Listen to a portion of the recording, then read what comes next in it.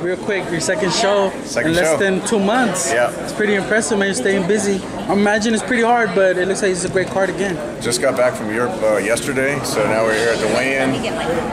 It'll be a great show tomorrow night. You know, Dennis Schofferkopf's on the show. Brian Ceballos is making his third fight. You know, fan favorite. Boachuk's going to be there. A lot of local guys are going to be on the show. 2 female fights.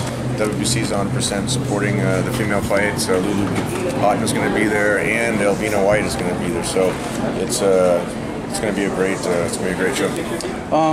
What did you learn from your first show compared to this one? Did you kind of tweak it out? I was impressed with what you guys did over the overall experience. It was great. First show had a great reaction from all the fans. This one, you know, after, you know, when you do a club show like this, you know, literally in a Hollywood nightclub, it's a lot different than when we go to the Forum or StubHub or, you know, in Las Vegas or Madison Square Garden. So, you know, we got everything worked out, and it's going to be a great live stream tomorrow on the Facebook page for 360 Promotions. Also on the website, 360promotions.us. There's still some tickets available. That's where you can buy the tickets as well. And it's gonna be a fun night. Tom, I can tell you're extremely tired, so I don't want to take up too much of your time, but I gotta ask. A little bit of jet lag still. I gotta ask you about the Canelo Golovkin situation, man. I spoke to Oscar De La Hoya yesterday. He felt that you guys, if you guys could back up from the 50-50 demand, that maybe you guys could work something out for September. You know, it's one of those things where both fighters have kind of dug in their heels, and you know, I talked to Eric Gomez last night. You know, it's my job, it's Eric's job to try to figure out a solution to make the fight that all the fans are looking forward to. I mean, it's the biggest fight in boxing. It makes sense, but you know, we have to come to an agreement. So that's what you know. I talked to Eric last night. I'm gonna check in with him later on today and see if there's a way we can try to make it work. What do you think is keeping them from saying 50-50 is okay? What do you think is behind that? A lot of the fans are kind of agreeing with you guys that you guys kind of deserve it. You look at the social media, most of the fans are you know, supporting the Triple G side, but again, it's a negotiation. You know, I'll do everything I can on the Triple G side to try to make the fight happen. And Triple G is going to make the final decision. Canelo is going to make the final decision on his side. And that's where we're at. But we're doing our best to try to make that fight happen. And I know not to spend too much on the subject, but I mean, Oscar pretty much simplified it for us. He said, I mean, you guys can move on and fight for $1 million, or you guys can fight Canelo for $20 million. It's pretty much simplified. Well, the Canelo fight would be more than that, but also, look, if Triple G fights Saunders, if he fights Deverchenko, if he fights Charlo, a lot of people want to fight Charlo.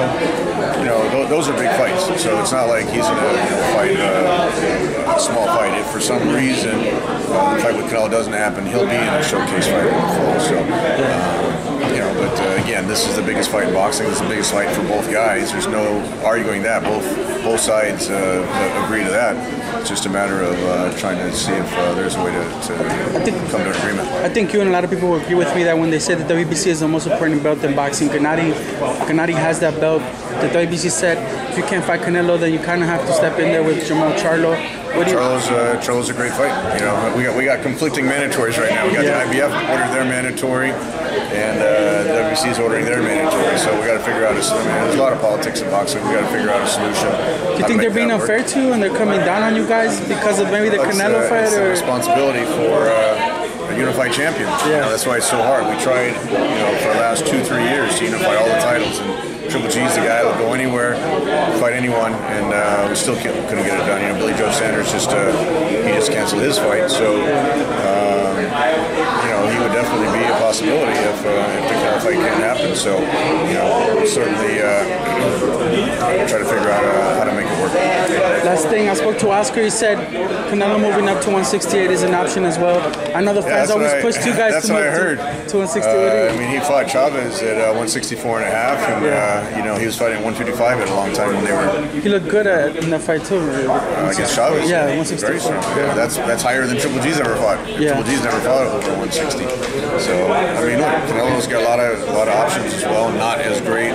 None of them as great as fighting Triple G, but you know, I'm sure he's got a lot of options on his side. So that's what we're trying to figure out. Cool. Appreciate the time as always. A pleasure talking to you. Good to see you. Thanks for coming out.